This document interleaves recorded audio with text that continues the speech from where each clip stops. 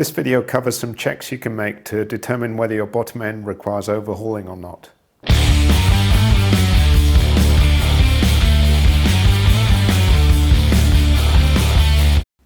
KTM dirt bikes have very robust bottom ends and typically won't require overhauling until over 500 hours. But it's always a good idea when you have the top end apart to check the bottom end and make sure there's no problems. The first check you can make is to inspect the conrod, and you want to check there's no score marks or discoloration, and check it very thoroughly in good lighting. If you do discover any damage and it's been rubbing up against something, it would typically mean that the conrod needs replacing and the crank rebuilding. So my conrod, I can't see any damage or discoloration at all, so it looks in very good shape. This has done 295 hours now. The second check you can make is to pull up on the conrod so the crank is in top dead center, and pulling up and then pushing down, you shouldn't be able to feel any play at all. So this is checking both the conrod's big end bearing and the crank shaft bearings as well. And if you can feel some play, it would indicate that the crank and conrod need rebuilding. So I can't feel any play at all, so that all looks good. The next thing you can check is conrod lateral play. So pushing down on the conrod so the crank goes to bottom dead center, you can rock the conrod laterally and check that there's clearance between the conrod and the crank shells. If it was able to touch the crank shells, it would indicate that the big end bearing has too much play and the crank needs rebuilding. That would also result in scoring on the crank and discoloration due to the heat buildup, and definitely need to replace the conrod. The next thing I'm going to do is measure the lateral play of the conrod, and to do that I'm using a dial indicator which is supported by a magnetic base held on the frame.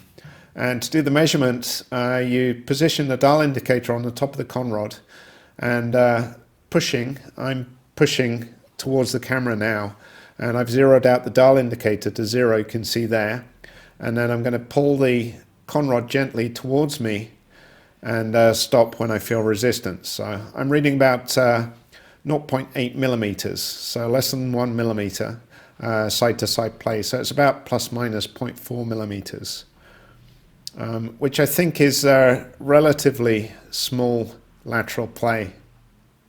So I think this is a useful measurement.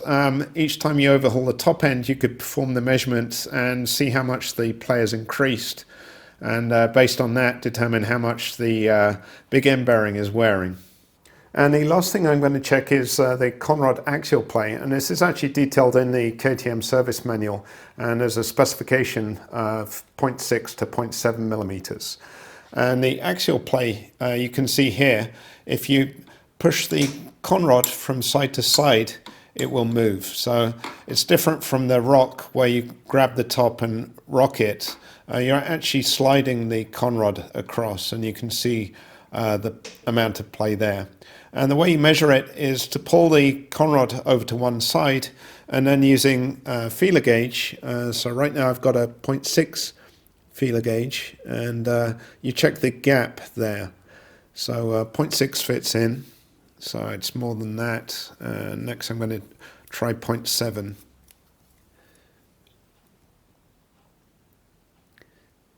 And 0.7 feels pretty nice.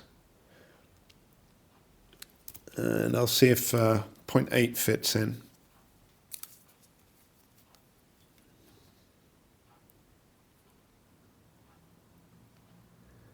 So 0.8 does not fit in.